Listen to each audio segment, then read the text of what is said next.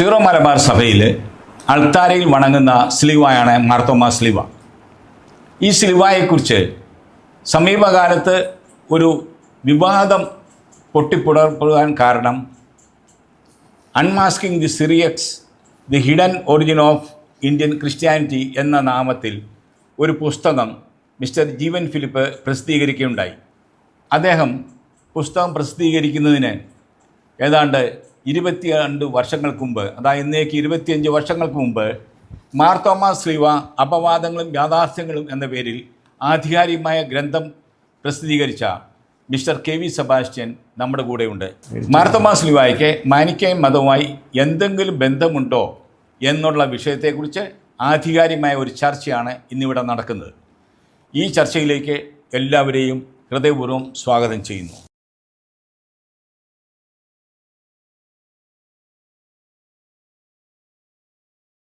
മാർ സ്ലീവായുടെ വിഷയത്തിൽ ഏറ്റവും വിവാദകരമായ കാര്യം ആ സ്ലീവായിൽ എഴുതപ്പെട്ടിരിക്കുന്ന ലിഖിതങ്ങളെ പറ്റിയാണ്. ഇവിടെ ജീവൻ ഫിലിപ്പ് പറയുന്നത് ഇതിൻ്റെ വ്യാഖ്യാനങ്ങളെ പറ്റി അഭിപ്രായങ്ങൾ പലതും വ്യത്യസ്തങ്ങളാണ്, പൊരുത്തപ്പെടുന്നില്ലെന്നാണ്. ഇതേപ്പറ്റി സെബാസ്റ്റ്യൻ്റെ അഭിപ്രായം എന്താണ്? ഇത് കുരിശ് കണ്ടെടുത്തപ്പോൾ തന്നെ ഈ ഭാഷ ഏതാണെന്ന് പോലും ആളുകൾക്ക് മനസ്സിലായിരുന്നില്ല. പിന്നീട് അതിനെ ഐഡൻറ്റിഫൈ ചെയ്യുന്നത് നമ്മുടെ ബർണലാണ്. ഇത് പഹലവി ഭാഷയാണ്. അതിനുശേഷം ബർണൽ തന്നെയാണ് ഇത് വായിക്കേണ്ട രീതി സജസ്റ്റ് ചെയ്യുന്നത്, ആദ്യമായിട്ട് സജസ്റ്റ് ചെയ്യുന്നത്. ഇപ്പോൾ വായിക്കേണ്ട രീതി അതിലും വ്യത്യസ്തമാണ്. ആ രീതിയിലേക്ക് വന്നു. അന്ന് മുതൽ 2014 ശിലാനന്ദ് ഹേമരാജ് എന്ന് പറയുന്ന അലഹാബാദ് യൂണിവേഴ്സിറ്റിയിലെ ഒരു സ്കോളർ ഇത് ട്രാൻസ്ലേറ്റ് ചെയ്തത് വഴി ഏകദേശം ഒരു 17ഓളം ആളുകളെങ്കിലും ഇത് ട്രാൻസ്ലേറ്റ് ചെയ്യുന്നുണ്ട്. ഈ ട്രാൻസ്ലേറ്റ് ചെയ്യുന്നതെല്ലാം വ്യത്യസ്തമാണ്, പരസ്പരം യോജിക്കുന്നില്ല. ചിലരെ ഈ പറയുന്ന ഇവിടെ അടങ്ങിയിരിക്കുന്ന കഥകളോടൊപ്പിച്ചാണ് ഈ ട്രാൻസ്ലേഷൻ നിർവഹിച്ചിരിക്കുന്നത്. ഇതിൽ ഏറ്റവും വിശ്വാസമാകിയ ട്രാൻസ്ലേഷൻ വന്നിരിക്കുന്നത് ഈ ശിലാനന്ദ് ഹേമരാജിൻ്റെയാണ്. അതാണ് യഥാർത്ഥത്തിൽ ഒരു റിവീലിംഗ് എവിഡൻസ് ആയിട്ട്. ജീവൻ ഫിലിപ്പ് പറഞ്ഞിരിക്കുന്നത് ഒരു പരിധിവരെ ശരിയാണ്, എന്നാൽ അതൊരർദ്ധസത്യം മാത്രമാണ്.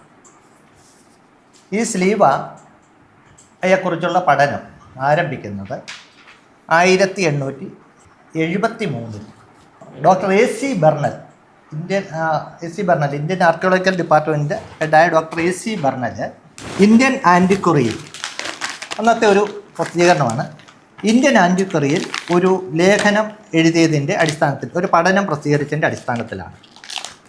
ആ പഠനം ഇതാണ്: പാലവി ഇൻസ്ക്രിപ്ഷൻസ് ഇൻ സൗത്ത് ഇന്ത്യ. ഇത് 1873 ഓർക്കണം. 1873 ഈ പഠനം അദ്ദേഹം ഇത് പാലവി ഭാഷയാണ്, മറ്റേത് അതിനു മുമ്പേ ഈ ഭാഷ ഏതാണെന്നുള്ളൊരു കൺഫ്യൂഷനൊക്കെ ഉണ്ടായിരുന്നു. ഇത് പാലവി ഭാഷയാണ്, പേർഷ്യൻ ഭാഷയാണ് എന്ന് പറഞ്ഞു അദ്ദേഹം അതേക്കുറിച്ചൊരു പഠനം പ്രസിദ്ധീകരിക്കുകയും ആ പഠനത്തിൽ അദ്ദേഹം ഒരു വായന നൽകുകയും ചെയ്തു. എൻ്റെ പുസ്തകത്തിനകത്ത് ആ വായനയൊക്കെ ഞാൻ കൊടുത്തിട്ടുണ്ട്. ഈ വായന അദ്ദേഹം വായിച്ചപ്പോൾ, in punishment by the cross was the suffering of this one, he who is the true Christ and God above and guide our pure എന്നാണ് അദ്ദേഹം വായിച്ചത്. ഈ ലിഖിതം ഞാൻ നേരത്തെ പറഞ്ഞായിരുന്നല്ലോ, ഇത് അദ്ദേഹം വായിച്ചത് വാസ്തവത്തിൽ ഇവിടം തൊട്ട് ഞാൻ പറഞ്ഞു 2 സെൻറ്റൻസുകളാണ്. ഇത് ഇദ്ദേഹം വായിച്ചത് ആദ്യമേ ഇവിടുന്ന് ഇങ്ങോട്ടാണ് വായിച്ചത്. ഇവിടുന്ന് ഇങ്ങോട്ട് വായിച്ചു, രണ്ടാമത്തെ സെൻറ്റൻസ് ഇവിടുന്ന് ഇങ്ങോട്ട് വായിച്ചു. ഇതൊരു വലിയ പെശകുണ്ടാക്കി, വായനയിൽ ആകെ ഒരു കൺഫ്യൂഷൻ ഉണ്ടാക്കി ഇവർ പലർക്കും. കേട്ടുന്നുണ്ടോ? ആദ്യകാലത്ത് ഇത് വായിച്ചപ്പോഴത്തേക്ക് ഇത് പാലവിയാണെന്ന് മനസ്സിലായി, പക്ഷെ വായിച്ചപ്പോഴത്തേക്ക് ഇവിടുന്ന് ഇങ്ങനെയും വായിച്ചു, ഇവിടുന്ന് ഇങ്ങനെയും വായിച്ചു. വാസ്തവത്തിൽ വായിക്കേണ്ടിയിരുന്നത് ഇവിടെ നിന്ന് ഇങ്ങോട്ടും ഇവിടെ നിന്ന് ഇങ്ങോട്ടുമായിരുന്നു വായിക്കേണ്ടിയിരുന്നത്. അങ്ങനെയാണ് ഇപ്പോഴത്തെ ആധുനിക ഗവേഷകരെല്ലാം അതിൻ്റെ അർത്ഥം അത് പറയാം. ഒരു മിനിറ്റ്, ഞാൻ ഇതൊന്ന് സൂചിപ്പിക്കട്ടെ. ബർണൽ നേരെ തിരിച്ചാണ് വായിച്ചത്. ഇവിടുന്ന് ഇങ്ങനെ വായിച്ചു, ഇവിടുന്ന് ഇങ്ങനെ വായിച്ചു. അതുകൊണ്ട് കൺഫ്യൂഷൻ. ഇനി സാറ് ചോദിച്ച ചോദ്യം, ഈ ലോകത്തിലെ ഞാൻ പറയും ഒന്നാമത്തെ വിശ്വാസികളിൽ മുൻനിരയിലുള്ള ഒരു വ്യക്തിയാണ് ഈ സ്ലീവ ഒത്തിയത് അല്ലെങ്കിൽ ലിഖിതം എഴുതിയത്. അദ്ദേഹത്തെയാണ് നമ്മൾ അദ്ദേഹം കുത്തിയ സ്ലീവ, അത് ആരെങ്കിലും ആയിക്കോട്ടെ, അത് തോമസ് ലീഗ കാരണം ഇത് പേർഷ്യൻ ഭാഷയാണ്. 6ഓ 7ഓ നൂറ്റാണ്ടിൽ വന്ന സ്ലീവായാണ്. ഇതൊക്കെ നമ്മൾ അംഗീകരിക്കാം. പക്ഷെ ആ വ്യക്തി, അദ്ദേഹം കാണിച്ച വിശ്വാസം, ഇന്ന് അദ്ദേഹത്തിൻ്റെ കാല് കഴുകിയ വെള്ളം കുടിക്കാൻ പോലും യോഗ്യതയില്ലാത്ത നരകസന്തതികളാണ് ഈ സ്ലീവായ്ക്കെതിരെ രംഗത്ത് വരുന്നത്. ഞാൻ അവരെ നരകസന്തതി എന്ന് തന്നെ വിളിക്കും. ഞാൻ പറഞ്ഞല്ലോ, ഫേസ്ബുക്കിൽ ചില കക്ഷികൾ എന്നോട് പറഞ്ഞപ്പോൾ ഞാൻ അവരെ അങ്ങനെ തന്നെ ആ പദം തന്നെ ഉപയോഗിച്ച് ആദ്യമൊക്കെ മര്യാദയ്ക്ക് ഞാൻ മറുപടി പറഞ്ഞു. പക്ഷേ വീണ്ടും പിന്നെ ആക്ഷേപം ഉന്നയിച്ചപ്പോൾ നരകസന്തതി എന്ന് തന്നെ തുടർച്ചയായിട്ട് ആവർത്തിച്ച് വിളിച്ചുകൊണ്ട് അവന് ഞാൻ മറുപടി കൊടുത്തിട്ടുണ്ട്. ഇത് ഈ സ്ലീവായുടെ ഈ മുകൾ ഭാഗം, ഇത് നമ്മൾ അറിയാം, കോട്ടയത്തെ ചെറിയ സ്ലീവായുണ്ട്, 2 സ്ലീവായുണ്ട്. കോട്ടയം സെമിനാരിലാണ് സാറ് പറയുന്നത്? അല്ല, കോട്ടയം വലിയ പള്ളിയിൽ ഇപ്പോൾ ഉണ്ട്. അത് 2 പിന്നെ ഇത് പിന്നെ നമ്മുടെ മൈലാപ്പൂരിലെ സ്ലീവ, പിന്നെ ഈ സ്ലീവ ഒന്ന് ഇങ്ങനെ നമ്മുടെ പള്ളികളുടെ ആർച്ച് മോഡൽ. അപ്പോൾ അതേ പിന്നെ സ്ലീവായുടെ മുകളിൽ അങ്ങനെ ആർച്ച് മോഡലിലാണ് ഇതിൻ്റെ ലിഖിതം വരുന്നത്. ഈ സ്ലീവായുടെ ടോപ്പിൽ ഏറ്റവും മുകളിൽ, അതായത് ഈ ടോപ്പിൽ എൻ്റെ കർത്താവായ മിശിഹായെ, ഞങ്ങളുടെ കർത്താവായ മിശിഹായെ എന്ന പദം വരാൻ വേണ്ടിയാണ് ഈ ഗ്രന്ഥകാരൻ ഈ സ്ലീവ ഉണ്ടാക്കിയ ആൾ ലിഖിതം ഇങ്ങനെ എന്തെടുത്തത്. അല്ലെങ്കിൽ അത് ഇവിടെ തൊട്ട് തുടങ്ങിയാൽ എവിടെ വരും? ഇത് കർത്താവായ ക്രിസ്തുവിനെ വിളിക്കുന്ന എവിടെ വരും? ഏറ്റവും ബോട്ടം വരും. ഇത് ഏറ്റവും മുകളിൽ വരാൻ വേണ്ടിയാണ് ലിഖിതം 2ആയിട്ട് മുറിച്ചേച്ച് ഇവിടെ തുടങ്ങിയത്. അദ്ദേഹത്തിൻ്റെ പാദം കഴുകിയ വെള്ളം കുടിക്കാൻ യോഗ്യതയുണ്ടോ ഇവന്മാർക്ക്? അതുകൊണ്ടാണ് ഞാൻ ഇവരെ നരകസന്തതി എന്ന് വിളിക്കുന്നത്. എൻ്റെ കർത്താവായ മിശിഹായെ എന്ന് വിളിച്ചുകൊണ്ടാണ് ഈ സ്ലീവായുടെ ഈ ലിഖിതം ഇവിടുന്ന് തുടങ്ങുന്നത്. ഇടുന്നുണ്ടോ? എന്നിട്ട് അതിൻ്റെ ബാക്കി ഭാഗം പിന്നെ ബെർണലിന് ഇത് പറ്റിയത് എന്ന് പറഞ്ഞ് ഞാൻ പറഞ്ഞല്ലോ, വായന തെറ്റിപ്പോയപ്പോഴത്തേക്ക് ഈ യാഥാർത്ഥ്യം തിരിച്ചറിയാൻ പറ്റാതെ ഉണ്ട്. അദ്ദേഹം അത് പിന്നെ ആ വാക്കുകൾ കൂട്ടിച്ചേർത്തൊരു അർത്ഥം ഉണ്ടാക്കിയത് ഇതാണ്: in punishment by the cross was the suffering of this one he who is the true Christ and God above and guide our pure. സത്യമിശിഹായി മുകളിലുള്ള ദൈവവും എന്നേക്കും പരിശുദ്ധനായ മാർഗദർശിയുമായ അവൻ്റെ പേടുകൾ കുരിശാലുള്ള രക്ഷയായിരുന്നു. പിന്നെ 1873 ഇദ്ദേഹത്തിൻ്റെ ഈ പഠനം പുറത്തു വന്നപ്പോഴത്തേക്ക്, അന്ന് ആ കാലത്താണ് ഈ പാലവി ഭാഷയെക്കുറിച്ചുള്ള വീണ്ടും അത് റിവൈവ് ചെയ്യാനുള്ള ചില പഠനങ്ങളൊക്കെ ആരംഭിച്ചത്. അപ്പോൾ ആ രംഗത്ത് ഗവേഷകരായ 1-2 പേര് ഇദ്ദേഹത്തിന്, മാർട്ടിൻ ഹാഗിനെ പോലുള്ളവർ, ഇദ്ദേഹത്തിന് ചില കറക്ഷൻസൊക്കെ ഇദ്ദേഹത്തോട് നിർദ്ദേശിച്ചു. ഇത് വായനയിൽ പിന്നെ ഈ ചില പദങ്ങൾ ഇന്ന കറക്ഷൻ വേണ്ടി അവർ നിർദ്ദേശിച്ചപ്പോൾ അദ്ദേഹം ആ കറക്ഷനും കൂടി ഉൾപ്പെടുത്തി ഇന്ത്യൻ ആൻറ്റിക്വറി 1874 ഈ ആർട്ടിക്കിൾ വീണ്ടും പുനഃപ്രസിദ്ധീകരിച്ചു. പുനഃപ്രസിദ്ധീകരിച്ചു. ബെർണലിൻ്റെ തന്നെ ഈ ആർട്ടിക്കിൾ തന്നെ പുനഃപ്രസിദ്ധീകരിച്ചു. കറക്ഷൻ പിന്നീടുള്ള കറക്ഷൻ കൂടെ ഉൾപ്പെടുത്തി. അപ്പോൾ ഇദ്ദേഹത്തിൻ്റെ ചില വാദങ്ങളെ ഖണ്ഡിച്ചുകൊണ്ട് അന്നൊരു റവറൻ റിച്ചാർഡ് കോളിൻസ്, ഇപ്പോൾ ഇദ്ദേഹം ഈ മാർത്തോമാ സ്ലീവായുടെ ഇന്ത്യൻ പ്രേക്ഷിതത്വത്തേക്ക് നിഷേധിക്കുന്ന ഒരു വ്യക്തിയാണ്. ആര്? ബെർണൽ പറഞ്ഞത് ഇവിടെ വന്നത് മനിക്കേയരായിരുന്നു. മനിക്കേയർ വന്ന് പിന്നെ മനിക്കേയരാണ് ഇവിടെ ക്രിസ്ത്യാനിറ്റി കൊണ്ടുവന്നത് എന്നൊക്കെയാണ് ബെർണൽ വാദിച്ചത്.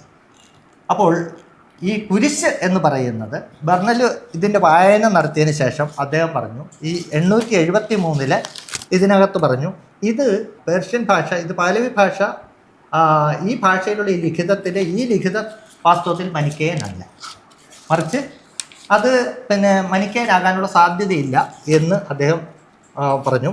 അത് കഴിഞ്ഞ് 874 അത് കുറേ കൂടെ വിപുലപ്പെടുത്തി പറഞ്ഞു.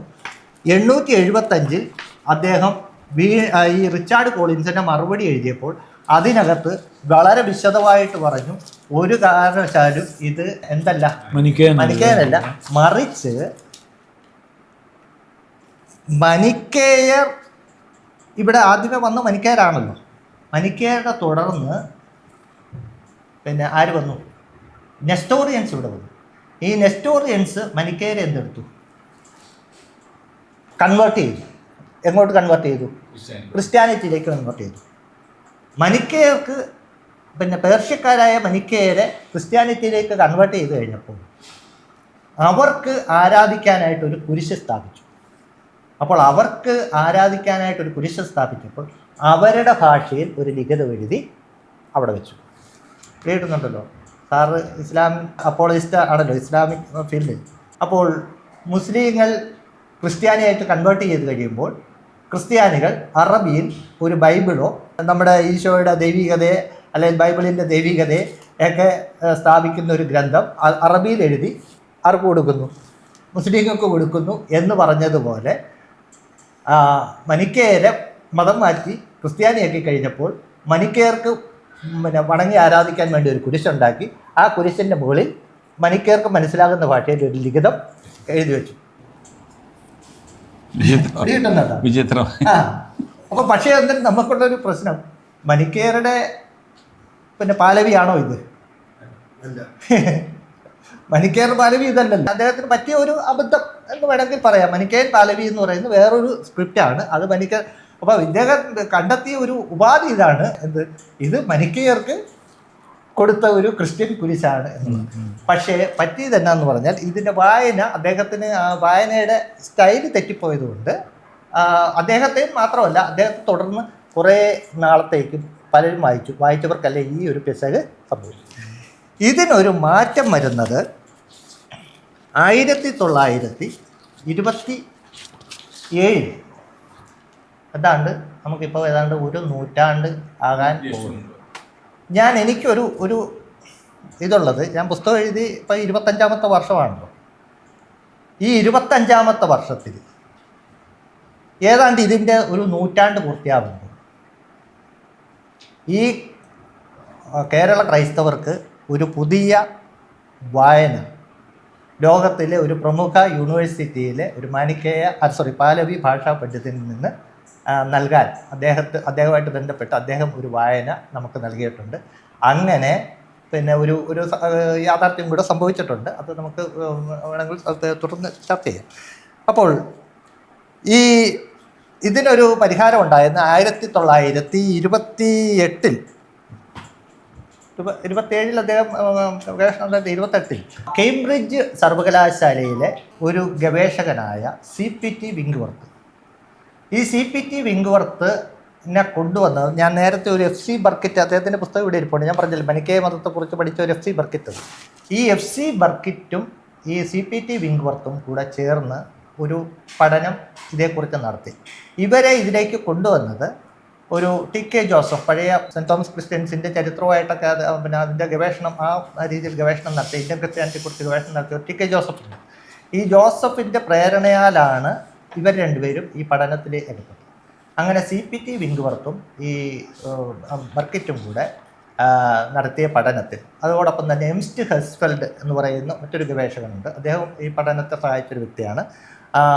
AD 200 നമ്മൾ പലപ്പോഴും പറയും നമ്മുടെ കുരിശ് കണ്ടെത്തിയ 4ാം നൂറ്റാണ്ടിൽ എന്നൊക്കെയാണ് പറയാം. AD 200 ഖാർഗ് ദ്വീപിൽ കുറേ ക്രിസ്ത്യൻ ശവകുടീരങ്ങൾ കണ്ടെത്തിയിട്ടുണ്ട്, ശവക്കല്ലറകൾ. അപ്പോൾ ആ കല്ലറകളിൽ നമ്മുടെ മാർത്തോമാ ശ്ലീഹായുടെ ആകൃതിയിലുള്ള കുരിശുകൾ കുത്തിവെച്ചിട്ടുണ്ട്. അപ്പോൾ ചിലർ പറയുന്ന അത് പിൽക്കാലത്ത് 4ാം നൂറ്റാണ്ടിന് ശേഷം അവിടെ അന്നൊന്നും നെസ്റ്റോറിയൻ ക്രിസ്ത്യാനിറ്റി പ്രത്യേകമൊന്നുമില്ല, എല്ലാം ഈസ്റ്റ് സിറിയൻ ക്രിസ്ത്യൻസാണ്. ആ ഈസ്റ്റ് സിറിയൻ ക്രിസ്ത്യൻസ് പിന്നീട് 4ാം നൂറ്റാണ്ടിൽ ആ കല്ലറകൾ വീണ്ടും ഉപയോഗിച്ചത് കൊണ്ട് അവർ കുത്തിവെച്ചതാണെന്നാണ് ചിലർ പറയുന്നത്. എന്തെങ്കിലും ആയിക്കോട്ടെ, ഈ എംസ്റ്റ് ഹെസ്ഫെൽഡ് ഈ കല്ലറകളെക്കുറിച്ച് പഠനം നടത്തിയ വ്യക്തി, അവത്തലെ ശ്ലീഹായും അവത്തലെ ലിഖിതങ്ങളെക്കുറിച്ച്. അപ്പോൾ എംസ്റ്റ് ഹെസ്ഫെൽഡും ഇദ്ദേഹത്തിൻ്റെ പഠനത്തോട് ചേർന്ന് ഇവർ 3 പേരും കൂടെ ഇതേക്കുറിച്ച് പഠിച്ചു. ഈ പഠിച്ചതിന് ശേഷം CPT വിങ്ക്വർത്ത് ഓക്സ്ഫോർഡ് യൂണിവേഴ്സിറ്റിയിൽ 17ാമത് ഓറിയൻ്റൽ കോൺഗ്രസ്സിൽ തൻ്റെ പ്രബന്ധം അവതരിപ്പിച്ചു.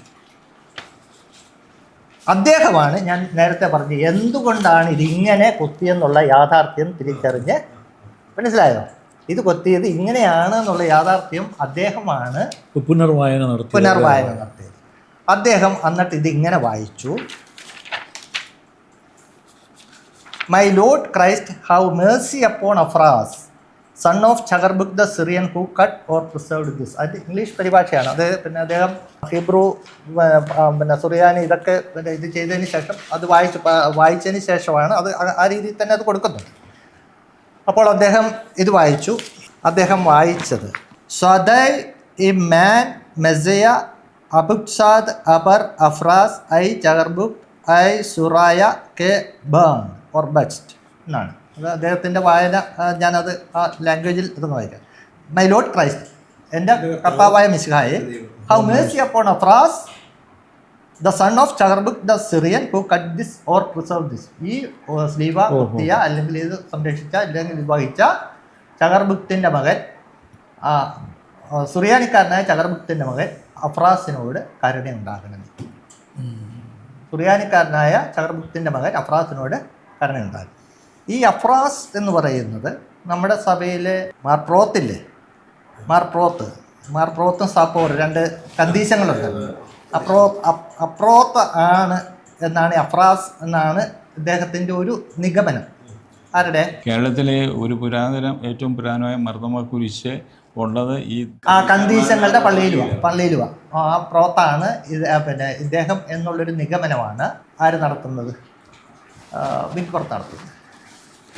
വിങ്ക്വർത്തിൻ്റെ വായന ഈ ഓക്സ്ഫോർഡിൽ അവതരിപ്പിച്ചു. അന്ന് അവിടെ ഒത്തിരിയേറെ ഇറാനിയൻ പണ്ഡിതന്മാർ, ഭാഷാ പണ്ഡിതന്മാരുണ്ടായിരുന്നു. ഒത്തിരിയേറെ ഓറിയൻ്റലിസ്റ്റുകളുണ്ടായിരുന്നു. 17th ഓറിയൻ്റൽ കോൺഗ്രസ്സിലാണ് പേപ്പർ അവതരിപ്പിച്ചത്. അവരെല്ലാം ഒന്നടങ്കം ഈ വായനയെ അംഗീകരിച്ചു. അതോടുകൂടെ വായന സംബന്ധിച്ച പ്രശ്നം പരിഹരിക്കപ്പെട്ടു. കാരണം പിന്നെ വായന കൃത്യമായ ഒരു ലളിതം, സിമ്പിളായിട്ടുള്ള യുക്തിസഹമായ ഒരു വായന കേരളത്തിലെ ക്രൈസ്തീയതയോട് ബന്ധപ്പെട്ട ഒരു വ്യക്തി അത് പിന്നെ ഈ വായിച്ചു വന്നപ്പോൾ അത് കണ്ടെത്തിയ ഒരു യാഥാർത്ഥ്യം. അദ്ദേഹം സംശയം ഉന്നയിക്കാൻ ഈ അപ്രാസായിരിക്കണം ആ അപ്രാത്തെന്നുള്ള ഒരു ഇത്. അപ്പോൾ ഓടുകൂടെ ഈ പ്രശ്നം തീർന്നു. കുറേ ഗവേഷകർ, 7 ഗവേഷകർ പിന്നീട് അതിനെക്കുറിച്ച് പഠിച്ചിട്ടുണ്ട്. അത് ഒരു WB ഹെന്നിങ്, പിന്നെ ഗർഡ് ഗ്രോപ്പ്, ഫിലിപ്പ് ഗിഗ്നോക്സ്, കാർലോജി സെറേറ്റി എന്നും പറയാറുണ്ട്, ചെറേറ്റി എന്നാണ് പിന്നെ പറയാറുള്ളത്, പിന്നെ ശിലാനന്ദ് ഹെംരാജ്. ഇത്രയും പേരുടെ പഠനം ഇതുവരെ പുറത്തു വന്നിട്ടുണ്ട്. ഹെംരാജിൻ്റെ പഠനമല്ലേ നമുക്ക്? അതെ, ഞാനത് പറഞ്ഞുതരാം. അപ്പോൾ ഈ ഇത്രയും പേരുടെ പഠനം ഇതുവരെ പുറത്തു വന്നിട്ടുണ്ട്. ആ പഠനങ്ങളെല്ലാം ഞാൻ ഇവിടെ കൊണ്ടുവന്നിട്ടുണ്ട്. ഇപ്പം അടുത്ത് വായിക്കേണ്ട കാര്യമില്ല. പക്ഷേ ഇദ്ദേഹം പറഞ്ഞ ഒരു കാര്യമുണ്ടല്ലോ, ഏതാ? ഇതെല്ലാം ഭയങ്കര വ്യത്യാസമാണ്, ശുദ്ധ അസംബന്ധമാണ്. ഇവർ ശിലാനന്ദ് ഹെംരാജ് ഒഴികെ ബാക്കി എല്ലാവരും ഇത് വായിച്ചിരിക്കുന്നത് ഏതാണ്ട് ഒരേപോലെയാണ്. ഞാനത് കൃത്യമായിട്ട് അവരെങ്ങനെയാണ് വായിച്ചിരിക്കുന്നതെന്ന് ഇവിടെ കൃത്യമായിട്ട് രേഖപ്പെടുത്തി വന്നു. 2 3 വാക്കുകളുടെ കാര്യത്തിൽ, 3 വാക്കുകളുടെ കാര്യത്തിൽ മാത്രമേ, ചില പേരുകളുടെ കാര്യത്തിൽ മാത്രമാണ് വ്യത്യാസമുള്ളത്. ഇത് കേട്ടുന്നുണ്ടോ? വളരെ നേരിയ വ്യത്യാസം മാത്രമേ ഇവരുടെ വായനയിലുള്ളൂ. ആരൊക്കെയാണ്? WB ഹെന്നിങ് എന്നൊക്കെ പറയുന്നത് ഈ മനിക്കേയ മതത്തെക്കുറിച്ചൊക്കെ ആഴത്തിൽ ഗവേഷണം നടത്തിയ വ്യക്തിയാണ്. ഗർഡ് ഗ്രോപ്പ് ഈ പാലവി ഭാഷയെക്കുറിച്ച് ഇവരൊക്കെ പല യൂണിവേഴ്സിറ്റികളിലും പല ഈ പ്രോജക്റ്റുകളുടെ ഹെഡാണ്. അത് ഈ പഠനവുമായിട്ട് ബന്ധപ്പെട്ട, ഈ ഭാഷാ പഠനവുമായിട്ട് ബന്ധപ്പെട്ട. ഈ കാർലോജി ചെറേത്തി എന്ന് പറയുന്നത് അദ്ദേഹത്തിൻ്റെ പ്രൊഫൈല് ഞാൻ വായിച്ചു നോക്കിയപ്പോഴത്തേക്ക് ഏതാണ്ട് 5-6 പേജ് നീണ്ടു കിടക്കുന്നതാണ്. അത്രമാത്രം ഇവരെയൊക്കെ ഈ ജീവൻ ഫിലിപ്പ് പറയാ, ഇവരൊക്കെ ഇവിടുത്തെ സഭയിൽ നിലനിൽക്കുന്ന ചില കഥകളെ ആസ്പദമാക്കി വായിച്ചു പോയതാണ്.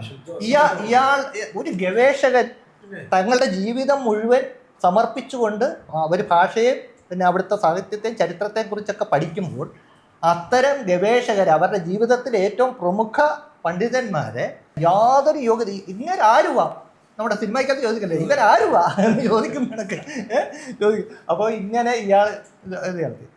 അത് കഴിഞ്ഞ് ഈ പിന്നെ പക്ഷേ ഹെംരാജ് ശിലാനന്ദ് ഹെംരാജ് അലഹബാദ് യൂണിവേഴ്സിറ്റിയിലെ ഒരു റിസർച്ചറാണ്. അദ്ദേഹം വ്യത്യസ്തമായൊരു വായനയാണ് നടത്തിയത്. അദ്ദേഹത്തിൻ്റെ വായന അല്പം കൂടെ വ്യത്യസ്തമാണ്. ആ വായന ഇങ്ങനെയാണ്: എൻ്റെ മിശിഹായും ജീവദാതാവുമായ കർത്താവേ, അങ്ങ് നൽകിയ രക്ഷയെപ്രതി ഞങ്ങൾ അങ്ങയെ സ്തുതിക്കുന്നു. എന്തെന്നാൽ കുരിശുമരണം വഴി അങ്ങ് ഞങ്ങളെ വീണ്ടെടുത്തു തരുന്നു. വായന എന്തുവാണ്? എൻ്റെ കർത്താവും മിശിഹായും ജീവദാതാവുമായ കർത്താവേ, അങ്ങ് നൽകിയ രക്ഷയെപ്രതി ഞങ്ങൾ അങ്ങയെ സ്തുതിക്കുന്നു. എന്തെന്നാൽ കുരിശുമരണം വഴി അങ്ങ് ഞങ്ങളെ വീണ്ടെടുത്തു വരും. ഇദ്ദേഹം പറയുന്ന ശിലാനന്ദ് ഹെംരാജിൻ്റെ വായന ഒരു റിവീലിംഗ് എവിഡൻസ് ആണ് ഇത് മനിക്കേയനാണെന്ന്. ഇതെന്താണ് ഈ വായന? എന്തുവാ? നമ്മളാരും ഇതൊന്നും വായിച്ചു നോക്കത്തില്ലെന്നും ഇതിൻ്റെ അർത്ഥം കണ്ടുപിടിക്കത്തില്ലെന്നുമാണ് ഇയാൾ വിചാരിച്ചത്. ഇദ്ദേഹം അതിൻ്റെ അർത്ഥം വായിച്ചത്: my lord is the message and life giver who be praised forever because of salvation. Indeed the lord suffered crucifixion to redeem us. Beautiful. Beautiful. Jeevan Philip പറയുന്നത് ഇതാണ് ശരിയായ വായന.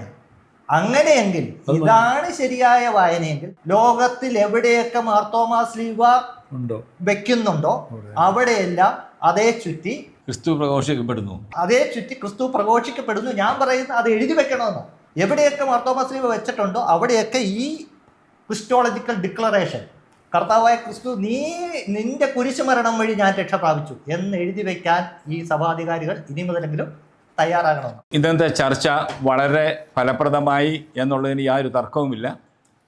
മാർത്തോമാ ശ്ലീഹായെക്കുറിച്ചും അതിൻ്റെ ഇൻസ്ക്രിപ്ഷനെക്കുറിച്ചും വളരെ വ്യക്തമായ വിശദീകരണമാണ് സെബാസ്റ്റ്യൻ സാർ നൽകിയിരിക്കുന്നത്. ഈ ചർച്ചയിൽ പങ്കെടുത്ത എല്ലാവർക്കും നന്ദി പറഞ്ഞുകൊണ്ട് നിർത്തുന്നു. ദൈവം അനുഗ്രഹിക്കട്ടെ.